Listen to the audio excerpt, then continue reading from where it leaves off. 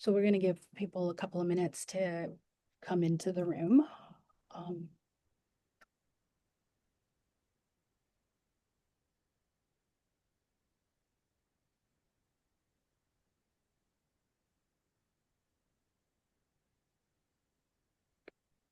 so Alexis, do you commute by ferry?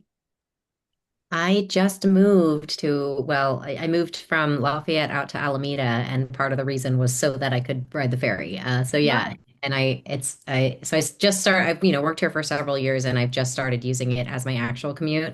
And I was telling Tom, like, I arrive to work so much happier and I arrive home so much happier than after getting, off BART or off the freeway.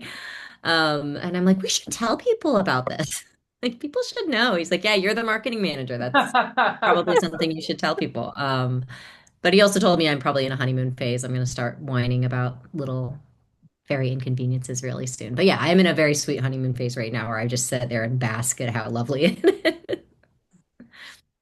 It's interesting how when people change how they commute, that and it's good that they come back and they go, "This has done so much for my mental health."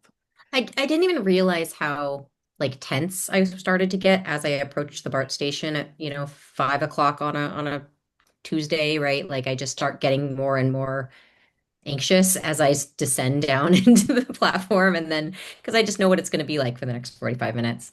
And I Mhm. love art and I'm so glad it exists. But, it's just that kind of experience. And then I was like, oh, but as I like walk to the ferry, I just get like happier, lighter.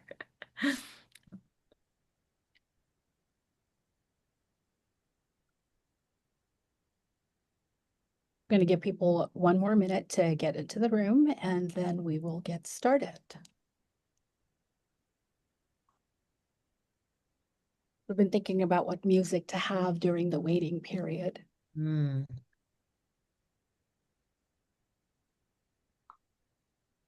Dun.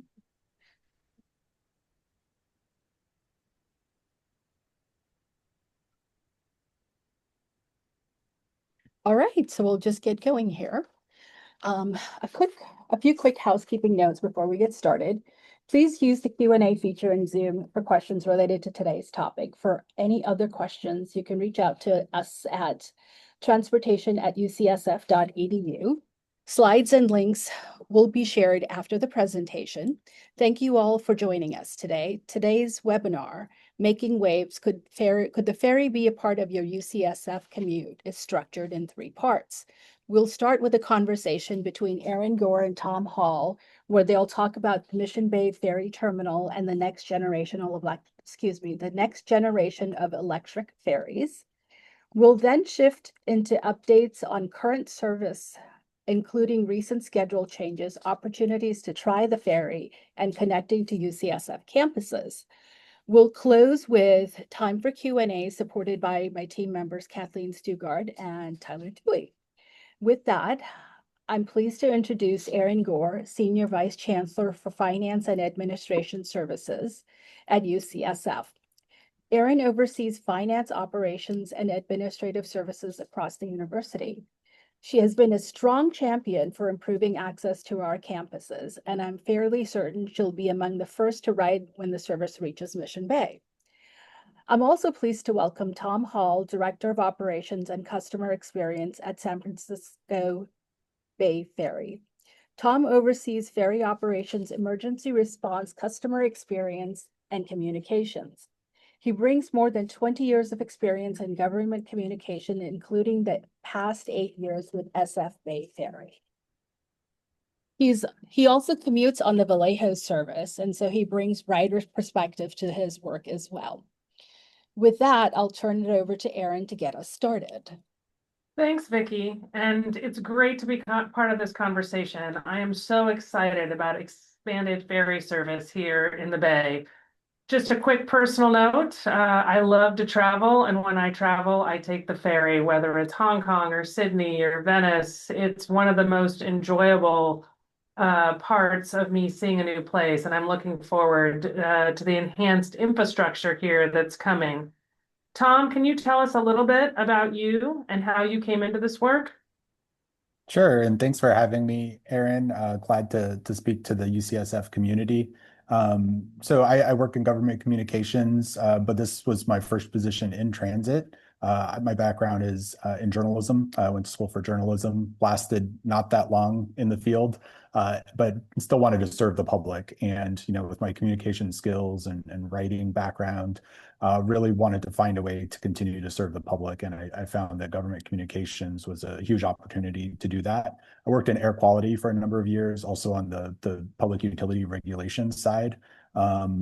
Ferry service is a lot more interesting than those topics usually. A little less stressful, a lot more pleasant.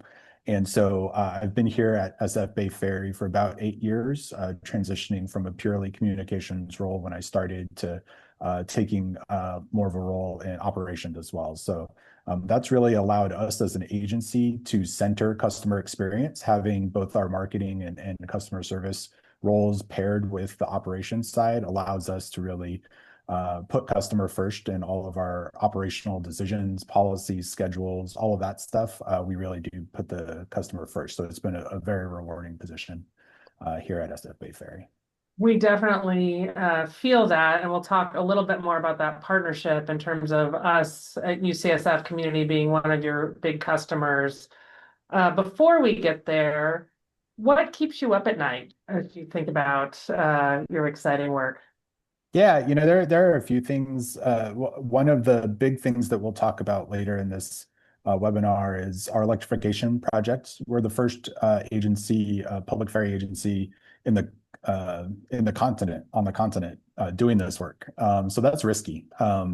We're using new technology in a new place with new operational restrictions, and so really making sure that we're going to be able to maintain our really high level of service and our high level of customer satisfaction while shifting to a completely new technology, is something we all think about a lot and talk about a lot throughout the process. The other thing, being responsible for customer experience is you really do want everyone to have a good customer experience. And being a ferry rider, I see very occasionally when people don't. There was an experience I had last week where, as I was getting off the ferry at the end of the day, there were a number of passengers who had ridden from Vallejo to San Francisco, didn't know the boat had docked in San Francisco, somehow evaded the deckhands and ended up back in Vallejo when they needed to be in San Francisco. And so they had a very long ferry ride that day, but just figuring out how to disconnects like that happen, talking operationally. So they're, moving 3 million people a year. There are a lot of opportunities for things to go sideways. And so obviously we're always thinking about ways that we can avoid that. Excellent. And then what inspires you most about ferry service? It's exactly, that same experience of seeing people on the ferry having a great time, whether it's little kids, whether it's visitors from other parts of the country or world, coming to San Francisco for the first time and, seeing an amazing, whale watching tour / sightseeing tour / mode of transportation for, $5 each direction is kind of amazing. We have an amazing maritime workforce. And hearing stories from them about the different places that they've worked on the water, whether it's through, international shipping or it's other ferry systems across the world, and what they love about our region, the people of the Bay Area, what they love about working here is super gratifying. And then, seeing communities build on the ferry, this is starting to come back. Coming out of the pandemic, it was definitely in place before 2020, where you had friend groups that met each other on the ferry and just became parts of each other's lives. The couples that met on the ferry, groups that formed and lasted a long time, poker games, bands, all sorts of stuff, just sort of form organically in this third space that just happens to be people's commute mode. That is awesome. Well, we're very excited about the development of the future daily Mission Bay Ferry Terminal, which we hope there'll be more of these communities as well. As our Mission Bay campus continues to grow, access to the area is an ongoing focus, and this is one of the projects that really makes a meaningful difference. I just want to remind everyone, and I know you're aware, that UCSF made a $4 million investment to support the development of the terminal, as well as partnering together as we were lobbying for additional funds to make it a reality. And we really just want to reflect how important this access and connectivity, as well as a sustainable mode of transportation, are for our community. Tom, can you share where things stand today with the Mission Bay Terminal? Absolutely. So this is a combo project. Ourselves at SF Bay Ferry and the Port of San Francisco are partnering to make the Mission Bay Ferry landing a reality. This ferry terminal will be at the base of 16th Street, so very close to the campus, and will provide daily commute service in addition to enhanced special event service to Mission Bay. We're going to start with connector service from downtown San Francisco to Mission Bay. Be about a 10 to 15-minute ride along the waterfront on our brand new boats that we'll talk about soon. In addition to special event service, right now we do offer service out of Pier 48.5, which you can see a little further up Terry Francois Boulevard in this image. We do provide that service for all Warriors and Valkyries home games currently, and we'll continue to do so until this new terminal opens, in which case we will expand that to also include special events at Chase Center. And that'll be Trans-Bay service between Mission Bay and Oakland and Alameda. For commute service, that'll be a connector between Mission Bay and downtown San Francisco. So if you live in Alameda, Oakland, Richmond, even if you live in Marin County, if you live in Pleasanton, Dublin, you can take transit to Embarcadero, step onto an all-electric zero-emission ferry right there at the downtown SF ferry terminal right next to the ferry building and get over to Mission Bay. No traffic, no other transfers, just get right over there with some great views of the San Francisco waterfront, go under the Bay Bridge instead of over it, and get to work happy and healthy, hopefully. That sounds awesome. What should we be thinking about in terms of timing? Good question. The port has already started some dredging work at the site. There's a long and interesting history of this part of the waterfront, and a lot of remediation and dredging needed to be done to make it suitable for a ferry landing. So that work is underway. We're expecting the port to award a contract for construction pretty soon. We're making great progress on the water side of construction, which would be a new float that would be electrified. The passenger float that you see at the end of the terminal there, where the ferries actually dock. We'll be electrifying that float so that charging can happen there. And we're currently on track for mid to late 2028 for the opening of this ferry landing. That is fantastic. And you mentioned the new zero emission ferries. I'd love to hear more about those. And I think you have a few photos. Yes, I think Vicky is going to pull up some renderings here. So we're going to build the nation's first battery electric, zero emission, high capacity, high speed ferry. A lot of caveats there. There are zero emission ferries that go really slow around Niagara Falls and aren't really meant for commuters. Elsewhere in the world, there is progress being made on electric ferries. The United States is really behind in this sector, but we're going to push the country and the industry forward with our REEF project. So that's Rapid Electric Emission Free Ferry program. It's a transformative suite of projects, not just these 150 passenger electric vessels that will serve Treasure Island, downtown San Francisco, and Mission Bay, but also we're going to build 400 passenger Trans-Bay ferries that will help serve Alameda Seaplane, Oakland, and eventually Harbor Bay to San Francisco as well. So we're building a number of different vessels. We have 5 in construction right now. And this includes all the terminal electrification. And that's the big hurdle. Obviously, doing anything on the waterfront in terms of major infrastructure anywhere in the Bay Area, especially in San Francisco, is difficult. So that's where a lot of the work over the past several years has gone into, is ensuring we can get enough power down to the waterfront and charge these vessels quickly so that we can maintain our high level of service. Excellent. It's very exciting. What do you think riders will notice most when these vessels come into service? So for the vessels that will be on the Mission Bay service in particular, you see the rendering of the interior on the right. It's not a typical ferry layout for us. You know, we run mostly currently Trans-Bay high capacity ferries that have a lot of airline style seating, rows of seats, because we're trying to carry a lot of people across the bay and we want them to be comfortable for their 20 to 60-minute ride, depending on the route. For these ones, they're going to be 10 to 15-minute rides. And we know it's going to be a lot of cyclists. And so we have lots of open areas for people to bring on their bikes. It's more lounge style seating. And so the because people won't be on it for long. We just want to be able to get people on and off quickly and let them find a way to be comfortable, whether that's taking a seat, which we'll have plenty of those, benches and bars, or just stand on the back deck and take a look at the waterfront. So that'll be a big departure from our existing vessels. Is once you get on, it'll be relatively wide open compared to our existing vessels. Very exciting. It's so great to get a vision of what will happen in the not too distant future. So thank you, Tom. This is great. And now I'll turn it over to Vicky, Tom, to walk through with you some of the current service updates and what's available right now for people at UCSF. Before we go there, Tom, you want to tell us about these pictures that you shared with us? Yeah, absolutely. These are photos of the keel laying ceremony at All American Marine. I'm sorry, these are at Nichols Brothers Boat Builders, who are building our 400 passenger electric ferries.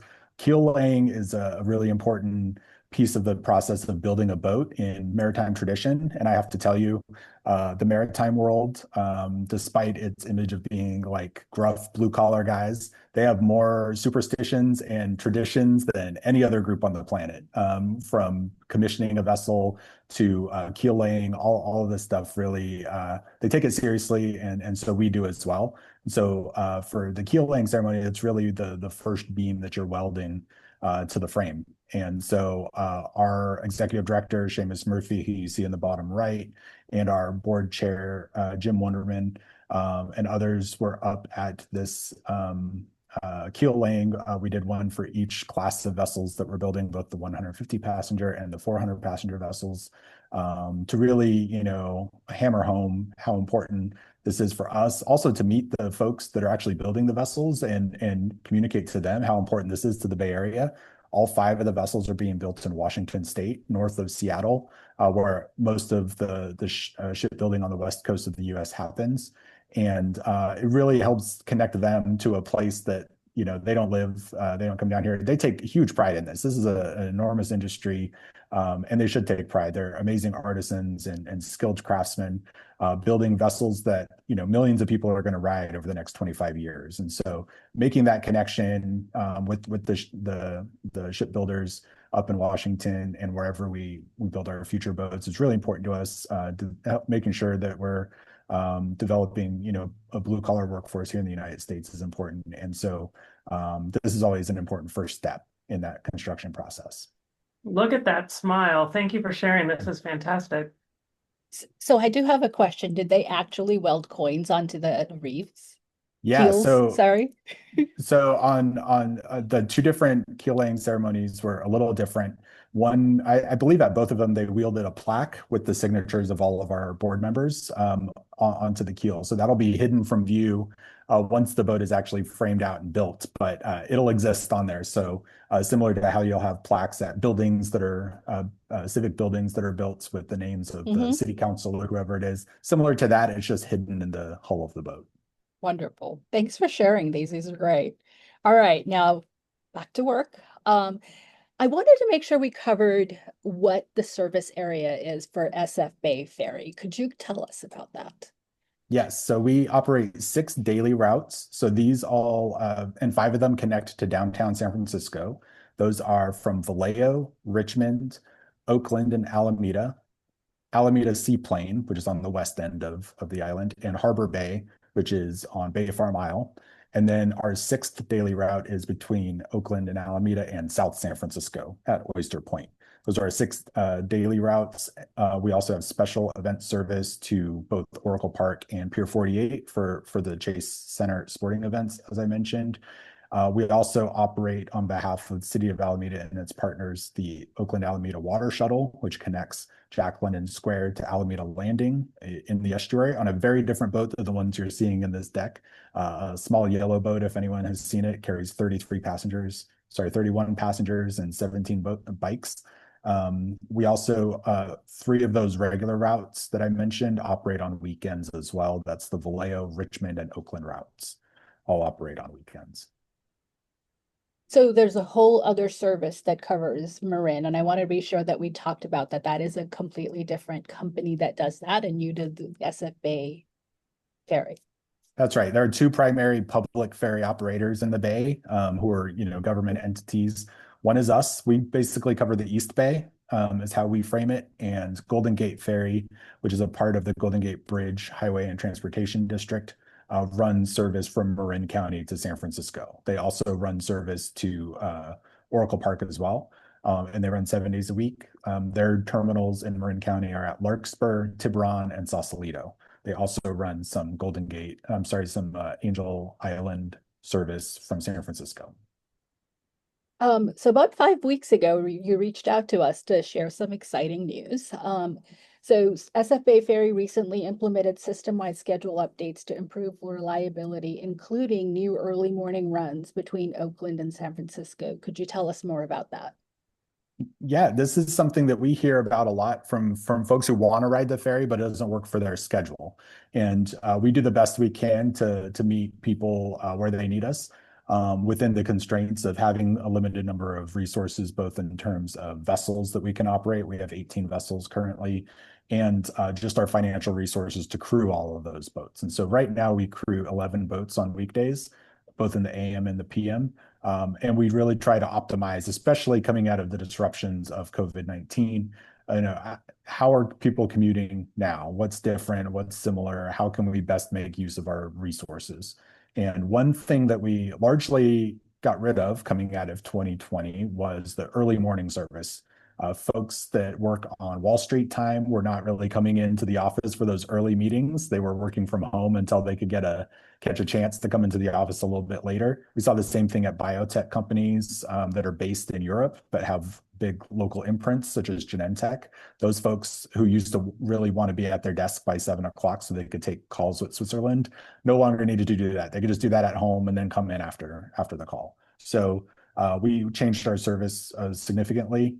We did really hear from people that wanted an early trip to be able to meet a 7 a.m. shift start, especially at UCSF and the other hospitals in San Francisco.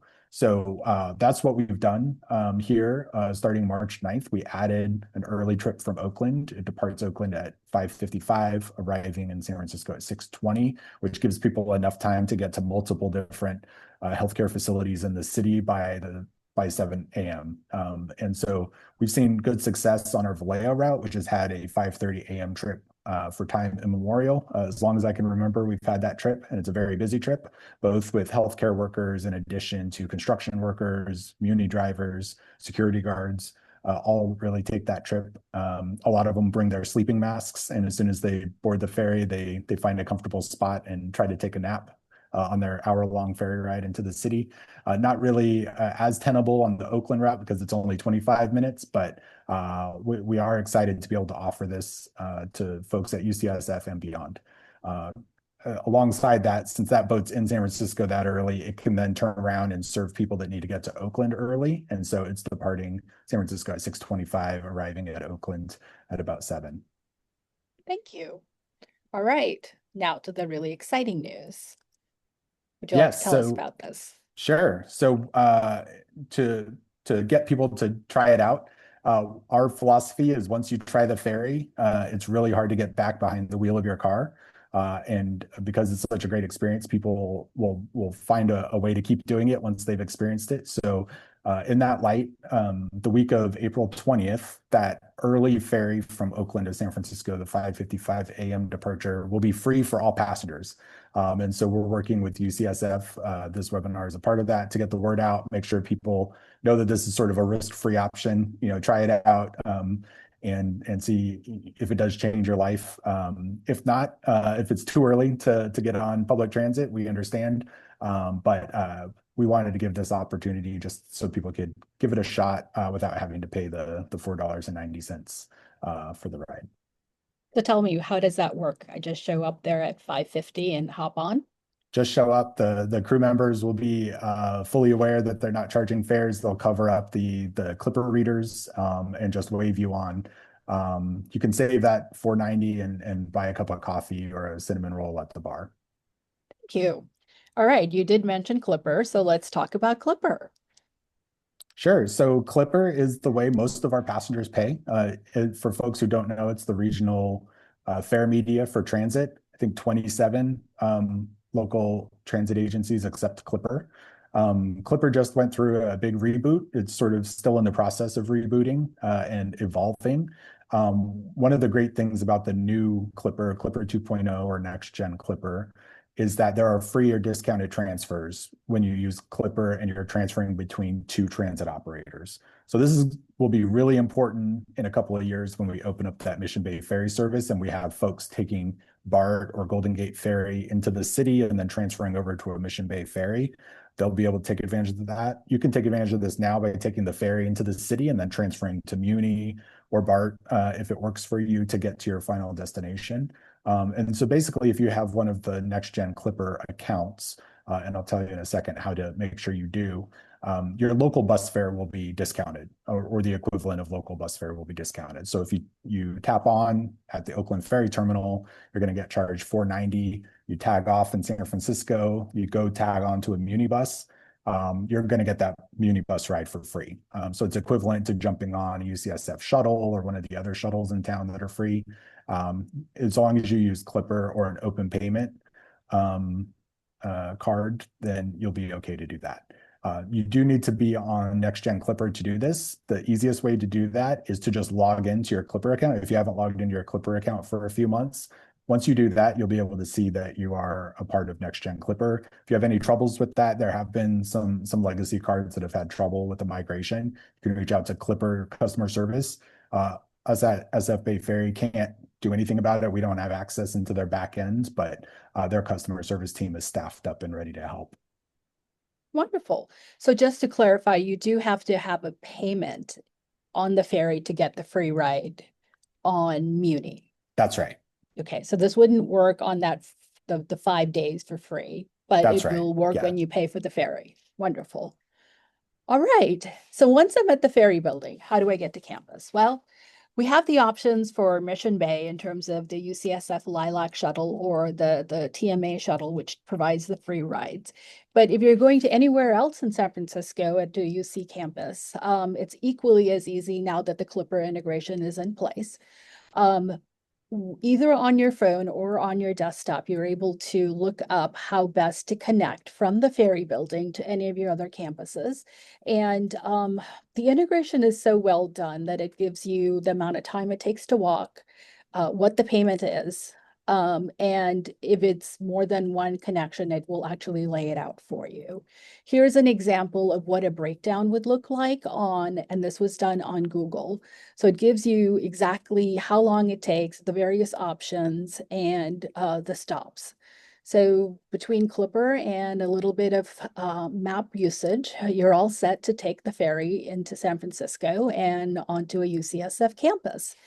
And with that, I'm going to stop sharing and turn it over to Erin. Thanks, Vicki. I just want to reiterate again how excited and proud we are for the great partnership with SF Bay Ferry, and we look forward to continuing to partner. I'm also hoping we get a lot of folks on that early morning ferry so we can both support it and hopefully just continue to build up that ridership and hopefully a great commute experience for all who are taking it. We've really appreciated the collaborative energy and opportunities like the 500 ride giveaway and the upcoming free ride week we just talked about in April. Simple ways for our community to experience the service, and we really appreciate how SF Bay Ferry it allows people to try it out, hopefully to get hooked every day. We're also beginning to engage with Golden Gate Ferry as part of our broader effort. So again, we want more people out of their cars and trying other sustainable commute options. Vicki, let's open it up for some questions. All right, so an easy one first. Erin and Tom, what's your favorite ferry ride and what makes it stand out? I'll defer to you, Erin. Well, so as I said before, I've been really, really fortunate. I have to say, I probably still have a special place in my heart for the Staten Island Ferry. I've lived in New York 11 years, and I I've got a lot of very interesting Staten Island ferry stories, including at a much younger age going over there and getting my nails done with Wu-Tang Clan symbols from one of their cousin shops. So that's one of the things that stood out about the Staten Island ferry for me. That's amazing. Yeah, so for me, like my politically correct answer should be the Vallejo ferry since I ride it almost every day. I will say the Richmond ferry route. So we launched Richmond in 2019 and it was a huge success up through, March 17th, 2020. And then it's been a big success since we brought it back in July of 2021. It's the perfect length for a ferry ride, 35 minutes. About half of it is going fast. You go up north past Angel Island before you split off towards Richmond. And then you slow down and you go past Point Richmond, Brooks Island, which is an ecological preserve. That's why we go slow through there. There's a yacht club on the other side. And it's just very nice. It's 35 minutes. It's long enough to get a couple of emails done. But it's also short enough that you don't, start getting itchy to like, get on with your day. So I think that's a perfect one. Also, just a shout out to Golden Gate Ferry, their service to Tiburon. It's also people come from all over the world to do that round trip where you bike across the Golden Gate Bridge and then you ferry back to Sausalito or Tiburon. So that's another just spectacular one too, with the views you get going that way. If anyone's looking for some weekend ideas. I'd like to throw in that I grew up in Hong Kong and they have the little ferry boats, the wood boat, not little, it's a double-decker wood boat and it's still there. It's a tourist attraction and I've only ever used it just to get back and forth, never for work, but it's a thing I do when I go there. I go ride the ferry and it is less than $1 US to take it and you just go hang out and enjoy the views. But enough of that. Go ahead. Vicki, I'll just add that our Chancellor Sam Hoggood lived in Hong Kong, and that's one of his inspirations constantly is, how could we have something like that here in the Bay Area? Well, Alexis was talking about photography on ferries, and that was a thing I did when I was in Hong Kong with my camera and taking really black and white photos of the ferries. They came out quite well. We have a lot of questions, a very, very engaged community. So we'll start with an easy one for you, Tom. What's the parking situation like? Great question. So it varies by terminal in the East Bay. We don't have any parking that we control at any terminals. For Vallejo, so the city of Vallejo runs parking there and they do charge, I think it's currently $8 per day or $50 per month, which is a much better deal if you're commuting regularly. City of Richmond controls that lot. It's free currently. The Oakland Ferry Terminal has a garage where you're able to get 12 hours of validation if you ride the ferry. There are validators on the ferry itself, and so you can just validate at the Washington Street garage at 101 Washington Street in Oakland. So that applies to both the Oakland to San Francisco route and Oakland to South San Francisco. Alameda Main Street, which we have sort of limited midday and weekend service, free parking there. At Alameda Seaplane and Harbor Bay, those two terminals are operated by the two parking lots are operated by the city of Alameda, and they recently instituted $3 daily parking charges just for Tuesdays, Wednesdays, and Thursdays. But for all of those locations that have paid parking, you can pay there at the parking lot. They also have all the standard QR codes, so you can take a quick snapshot of the sign, get on the ferry, and then pay once you're on the boat. That's our parking situation in the East Bay. All right, so we actually have some interest, and this is not the first time I've seen this question come across, is service from the peninsula to Mission Bay. Good question. We recently did our South San Francisco ferry service study. We partnered with a lot of the employers and stakeholders in South San Francisco. To be honest, that service from the East Bay to South San Francisco has been one that's struggled since it began in 2012. And so we really needed to work with the community that it serves to find a way to make it sustainable long-term.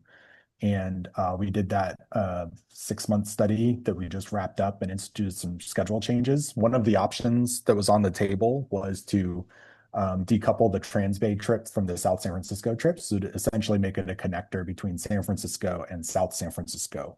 This would have been both for people who can commute to the city by any means, whether it's BART, Golden Gate Ferry, or our ferries, or a Trans-Bay bus, and then take a ferry from San Francisco down to South San Francisco. It would have also served people who live in South San Francisco or Mid-Peninsula to come up to San Francisco. We did not move forward with that option based on extensive feedback from both existing riders and stakeholders. That's something that we could look at again down the line as a supplemental option for South San Francisco. It's not currently on the table to offer that level of service. We have talked about in the future if we can continue to develop our waterfront terminals in San Francisco, potentially, in the future, and there are no current plans for this, but to have sort of a connector route all the way down to South San Francisco. So it would touch anywhere up from the marina. And if anyone lives in the marina, there are no current plans. So do not call your congressman or supervisor. But from the Marina Green, to Pier 39, to downtown San Francisco, over to Mission Bay or China Basin, down to the power station, Candlestick Development, all the way down to South San Francisco. That's, kind of a pipe dream down in the future, but it's something that we could explore as we add these electric ferries and as we add more small imprint terminals like Mission Bay to our system. We had a question about whether or not all the ferries would be electrified at some point. Lots of good questions. So right now we're focused on phases 1 and 2 of our REEF program, which is the Rapid Electric Emission-Free Ferry Program. And so those are the routes that can be done with existing technology. So the battery technology and charging technology exists to do Treasure Island, Mission Bay to downtown San Francisco. That's pretty easy. Alameda and Oakland, a little bit harder. Batteries are heavy. Boats don't like heavy things. Those are at counter purposes. And so we can do that with existing technology as well. Harbor Bay and Richmond would be next up on the list. Harbor Bay is attainable with current technology if we have charging at on both sides of the trip. Richmond is a little heavier, a little longer, so that'll be the next stage. For something like Vallejo, which is an hour each way at 34 knots for most of the trip, current technology doesn't exist in terms of battery density to make that viable with existing technology. So we're waiting on continued battery breakthroughs in that technology, with solid state batteries potentially being a solution. Something we're constantly looking at. We don't want to be on the bleeding edge of that work, given that we're a public agency. We want to see the industry develop a little bit more. But certainly down the line, we do see options for some level of zero emission service to Vallejo, whether it's this technology or a different one, such as liquid hydrogen or foiling technology combined with some electric power. Lots of options on the table that we'll continue to explore over time, working with industry partners and other jurisdictions across the world to see what works best for a route like that that's really too long for existing technology to go zero emission. We have a lot of questions around how about this destination? Mm-hmm. Can you talk to us about the planning process? And I remember you talking about like the EIRs and how many trips you can do, but it would help people understand, right, in the grand scheme of things, how you plan expansion. Yeah, it's a fair question, and we're always happy to do rapid fire. We have a list of reasons why some of them can't work right off the top of our head, and other ones it's a little more complicated. In terms of our expansion, so we recently went through a business planning process and a service vision that our board adopted a couple of years ago, which essentially tiered the expansion opportunities for our system based on our financial capacity over the next 30 years. So this looks out to 2050 and basically tiers the expansion opportunities based on what we know and what we heard from stakeholders about what's most desired in the Bay. There are a lot of communities that want ferry service, and for various reasons, it's not possible or it's not cost effective compared with other options. So our tier 1 expansion opportunities are Treasure Island and Mission Bay. Treasure Island, there's already a ferry terminal there, and there is a small diesel vessel operating between Treasure Island and downtown San Francisco. We don't operate that service. That's operated by another operator through an agreement with the developer on Treasure Island. We do expect to take that service over sometime next year with our first 150 passenger battery electric ferry. So that'll be first on our list, followed closely by Mission Bay. The next tier that we have, our tier 2 expansion opportunities, are Berkeley and Redwood City. So those are two that are in various stages of permitting and design work. We don't have a clear timetable on when those will come about because there are funding gaps on both, but we are actively working with both the City of Berkeley and the Redwood City Port Commission to develop those projects. And then beyond that, we have essentially zones where we're looking to expand. And so one of those is the Carquinez Strait area. So that could be anywhere from Antioch to Martinez, anywhere in there. Could be an option. Another location that we're looking at potential expansion to, we can't really go south of Harbor Bay on the east side of the bay due to depth issues, but looking, additionally in that corridor between anywhere between really Pinole down to Harbor Bay. And so that's another area that we're looking at for the nearer term. We've looked at the South Bay extensively. The South Bay is a lot of mud.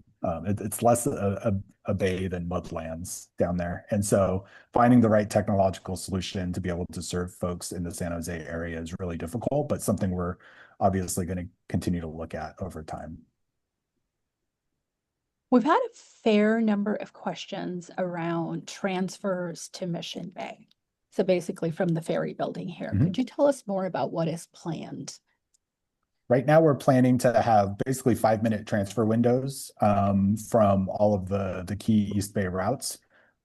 Because of the timing of everything, some may end up being 10 minutes, but essentially you're just walking across the dock or one gate over, less than a 3-minute walk to transfer on to that smaller ferry that's going to go over to Mission Bay.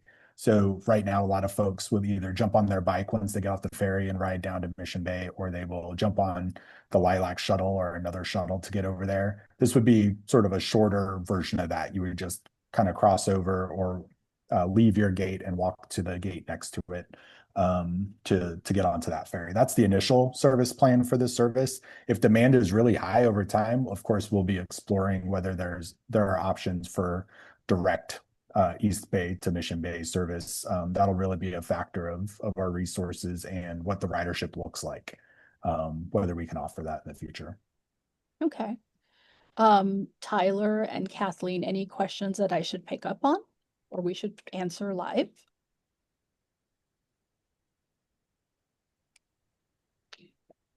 We had a question about parking at South San Francisco. There is free parking at South San Francisco. There's about 50 spots, so it's pretty limited. And that lot is managed by the Harbor District, the San Mateo County Harbor District. There was a question about how to protect the whales in the water. This is a great question. This is near and dear to our hearts because it's whale season. We have pretty robust protocols for marine mammal safety on the ferries. And we really do value the ecosystem of the bay. It's part of what makes the bay amazing is the biodiversity. We don't want the whales to be in the bay. We know that they're here due to distress because they can't find the food that they need out in the ocean due to global climate change. And so they're coming into the bay to find food. And the bay is very busy, as everyone knows, not just with ferries, but with all levels of recreational vessels, pilot boats, giant shipping vessels as well. And so we have strict protocols during whale season, which started very early this year, started a few weeks earlier than usual this year. And part of that is having a second watch in the wheelhouse. At all times, we're traveling above 10 knots when we're north of the Bay Bridge. And most of the whale action is north of the Bay Bridge. Occasionally, one will dip down towards Alameda. But typically it's north of the bridge on the east side of Angel Island and points north. So a second watch, anytime we're going over 10 knots, that person is up there to watch for any obstacles, including whales. So that's looking for spouts and breaches out in front of us. Once a whale is spotted through a spout or through a breach, at that point, the captain is directed to maintain either a half nautical mile distance from that whale or to slow down to 10 knots. What we often see is captains do both. They'll slow down so that they can see which way the whale is traveling or if it's staying put so that they can avoid it and go around it. They try to make announcements when they can to let folks know. One of the fun things that anyone who's been on a ferry will identify with is if the captain says, "Oh, we're slowing down because we have a whale sighting on the port side," and everyone gets up to get excited, and then a lot of people realize they don't know which side is port and which side is starboard, and so they wait to look to see where everyone's running. So that's part of our protocols. Kind of treat them like any other obstacle in the bay, give them lots of space and respect, slow down around them, and then we call it in. So we rely on our friends at the Coast Guard Vessel Traffic Service who help. They're essentially air traffic controllers, but for the waterfront. And so we call it into them so that they can communicate that to any other operators that are using that space. And so that we can all partner to avoid this to the extent possible. We're also partnering with a number of nonprofits and technology companies to test some technological solutions to identifying whale sightings in the bay. So we should have some more announcements on that in the coming months on work progress in that direction. Thank you. I think Kathleen has a question. Yes, one question that we've seen in the Q&A is, will the other ferries be using the Mission Bay Terminal or just San Francisco Bay Ferry? Is it available for the Golden Gate Ferry to perhaps use? Yeah, we do expect Golden Gate Ferry to use it for at least special events. We haven't had any decisions made on commute service for them at Mission Bay, but we would expect that they'll be using it for Warriors and Valkyries games. Great. And then there's a lot of questions related to our specific hospital worker schedules. What we do start early and we do end late, particularly those 12-hour 7 a.m. to 7 p.m. shifts. I know, Tom, that we do work with you and have shared some of those shift needs. So we'll continue to share those comments that have come forward. Many do say about leaving Alameda or Harbor Bay Alameda at an early time as well. Is that in plans for you? That is something we can certainly look at. We'll after this pilot with the early Oakland trip, we can reassess and see if that resource should be deployed somewhere else or if we can add an additional resource to Alameda.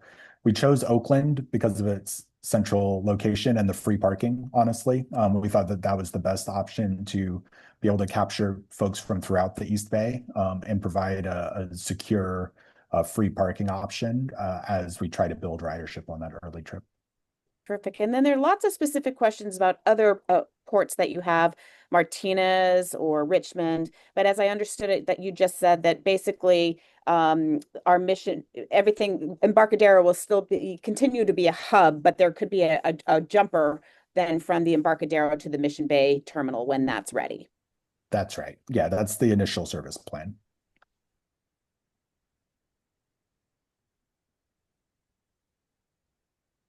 Oh, Vicky, you're muted.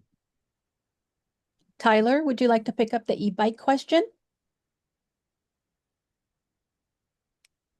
Yes, Tom, there was a question about what bike parking is like at the ferry buildings and whether you can take your e-bike on the ferry itself. Yes, great question. We do allow bikes on all ferries, and that'll continue with the Mission Bay Ferry as well.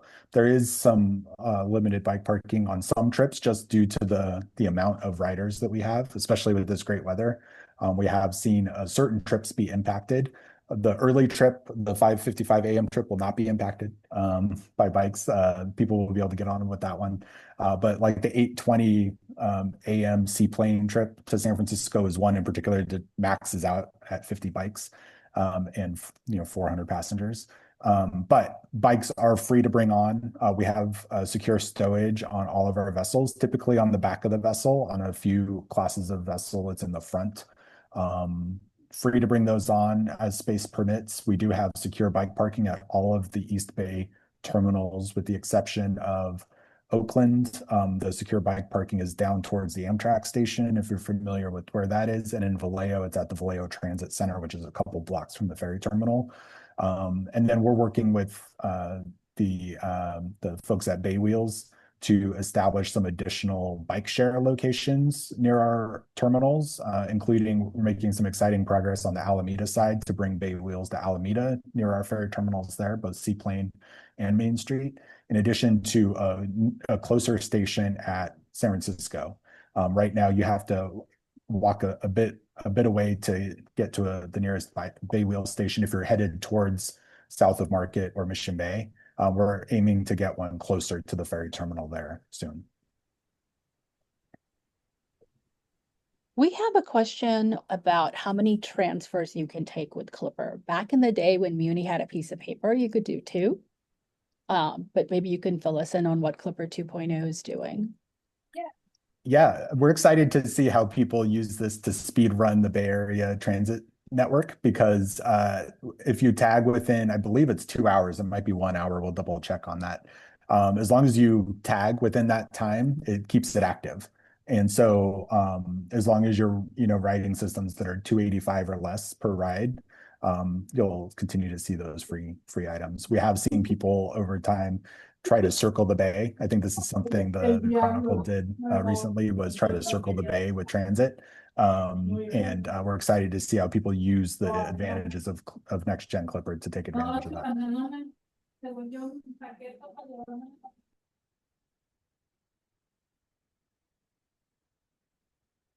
Sometimes you do need more than one transfer to get there. Mhm. Tyler and Kathleen, any other questions we should pick up live? I guess we're good. Erin, anything? No, I just want to thank everyone for hopping on, and thank you, Vicky, for setting this up. This was a great conversation. Thank you so much, Tom, to you and your team. We really appreciate the partnership. Yeah, huge thanks to you, Erin, and the entire UCSF team for being so supportive of the ferry system. And go out there and use it for Earth Month.